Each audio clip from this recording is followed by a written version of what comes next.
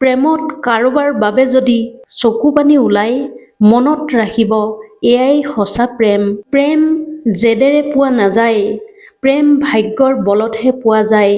নহ'লে গোটেই ব্ৰহ্মাণ্ডৰ অধিকাৰীজন ৰাধাৰ অবিহনে নাথাকিলহেঁতেন।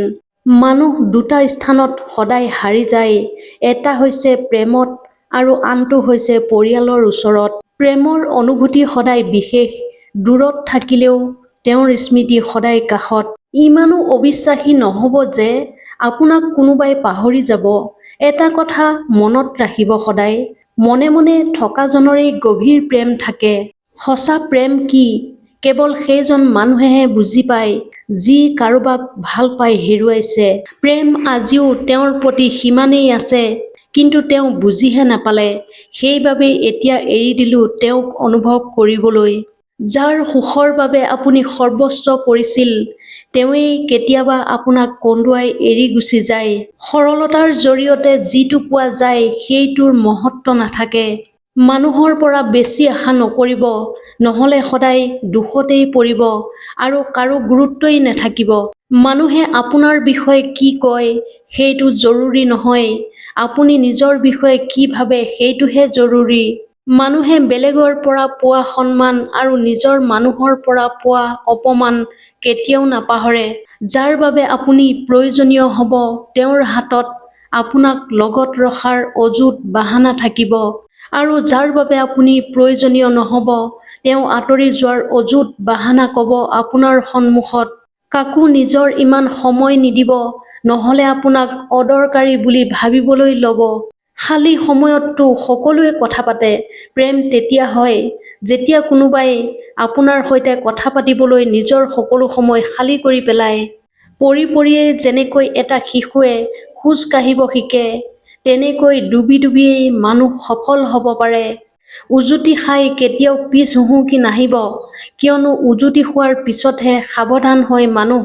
সঁচা প্ৰেম কৰাজনে কেতিয়াও কৈ নাথাকে, কিন্তু আপোনাৰ কথা ভিতৰি বহুত চিন্তা কৰে। কান্দিলে মানুহ দুৰ্বল হয় এয়া ভুল। আচলতে কান্দি কান্দি ভাঙি পৰাজনেই অন্তিম সময়ত বেছি শক্তিশালী হয়। যি মানুহে ৰুটিন বনাই আজিৰ কাম আজিয়েই কৰিব, চাব সেই মানুহজনেই এদিন দুনিয়াত ৰাজত্ব কৰিব। প্ৰথমে প্ৰতিটো কথাতে প্ৰত্যুত্তৰ দিছিলোঁ, এতিয়া নীৰৱতাৰ ওচৰত হাৰ মানিলোঁ, কাৰণ বহু কথাই আমাক ভালকৈ শিকাই দিলে। হৃদয়ৰ সম্পৰ্কবোৰ বৰ আচৰিত। সকলোতকৈ বেছি সেইজনেই কান্দে যি সঁচা হৃদয়েৰে সম্পৰ্ক ধৰি ৰাখে। যদি কোনোবা নিৰ্দিষ্ট এজন মানুহ আপুনি মনৰ পৰা উলিয়াই দিব পৰা নাই, তেন্তে সেই মানুহজনেও আপোনাৰ স্মৃতি পাহৰিব পৰা নাই। জীয়াই থকাৰ নীতি সলাই দিয়ক। আপোনাৰ প্ৰতি যাৰ গুৰুত্ব নাই, তেওঁৰ বাবে চকু পানী টুকা বন্ধ কৰি দিয়ক। কাৰোবাক আপুনি সিমানখিনিয়েই গুৰুত্ব দিয়ক যিমানখিনি তেওঁ আপোনাক দিয়ে। কাৰোবাক দিয়া বহুত বেছি গুৰুত্বই জীৱন শেষ কৰি দিয়ে। মই অকলে থকাৰ এইটোৱেই কাৰণ, মোৰ মিছলীয়া মানুহৰ লগত সম্পৰ্ক ভাঙিবলৈ ভয় নালাগে। কেতিয়াবা ভগৱানে আমাৰ সম্পৰ্ক ভাঙি পেলায়, যাতে কোনেও আমাৰ জীৱনটো ধ্বংস কৰিব নোৱাৰে। জীৱনত সেইটো পৰ্যায়লৈ যাওক, যাতে মানুহে আপোনাক হেৰুৱাই গোটেই জীৱন অনুশোচনা কৰি থাকে। ভগৱানে যাক শিখৰলৈ উঠাব বিচাৰে, তেওঁকে বহুত বেছি সমস্যা দিয়ে। অহংকাৰ আৰু অভিমান এক মানসিক বেমাৰ, যাৰ চিকিৎসা সময়ে এদিন নিশ্চয় কৰিব।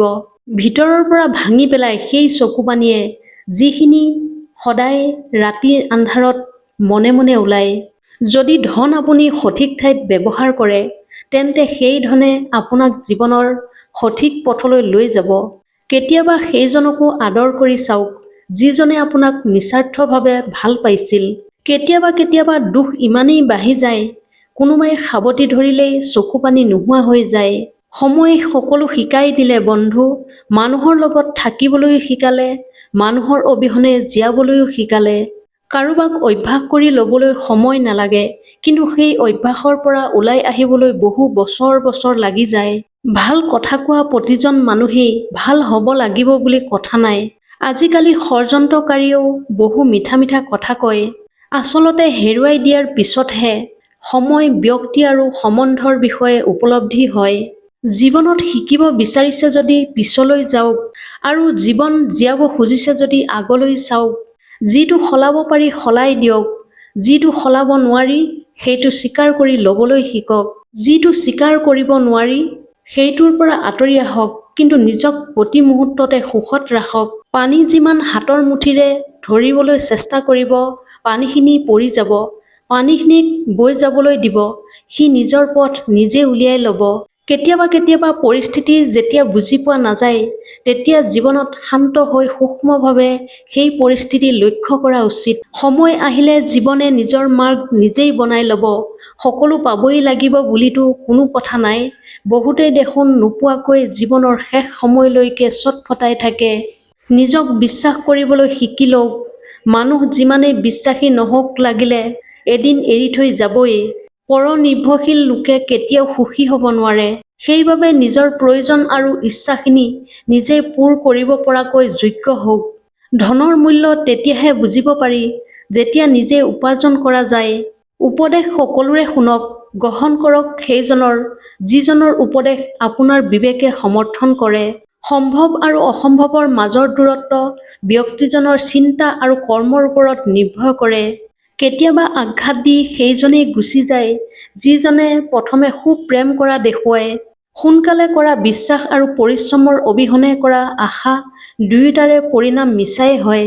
জীৱন যুঁজত অকলেই যুঁজিব লাগিব, কাৰণ ইয়াত সংগ দিয়া মানুহ কম, জ্ঞান দিয়া মানুহ বেছি। নিজৰ পৰিচয় নিজেই গঢ়াত যিটো আনন্দ আছে, কাৰোবাৰ তলত থাকিলে সেইটো আনন্দ নাই। জীৱনত ইমানো বেছি ব্যস্ত হোৱা অনুচিত যে আপুনি নিজকে হেৰুৱাই পেলাব, আৰু ইমানো বেছি ফ্ৰী নহ'ব, নহ'লে আপোনাৰ ইজ্জত শেষ হৈ যাব। কিবা নিচাই হওক বা বেয়া মানুহেই হওক, যদি তেওঁৰ অভ্যাস লাগি যায়, জীৱনেই বৰবাদ হৈ যায়। যদি বাঘৰ লগত থাকে, সি আপোনাক সংগ্ৰাম কৰিবলৈ শিকাব, কিন্তু কোনোবা গাধৰ লগত যদি থাকে, সি আপোনাক পৰিস্থিতিৰ সন্মুখত তলমূৰ কৰিবলৈ শিকাব। সেইবাবে সদায় গাধৰ পৰিৱৰ্তে বাঘৰ সংগতহে থাকিব। এটা এনেকুৱা লক্ষ্য নিৰ্ধাৰণ কৰক যিটোৱে আপোনাক পুৱা সোনকালে উঠিবলৈ বাধ্য কৰাই দিয়ে। সময়ৰ সিদ্ধান্ত কেতিয়াও ভুল নহয়, কেৱল মাত্ৰ সত্য প্ৰমাণিত হ'বলৈ অলপ সময় লাগে। এবছৰ ধৰি ৰখা ফোকাছ আৰু জান প্ৰাণ দিয়া পৰিশ্ৰমে আপোনাক বেলেগতকৈ 5 বছৰ আগুৱাই লৈ যাব। যদি ভিডিঅ'টো আপোনালোকৰ ভাল লাগিল তেনেহ'লে মোৰ চেনেলটো ছাবস্ক্ৰাইব কৰিবলৈ নাপাহৰিব। ধন্যবাদ।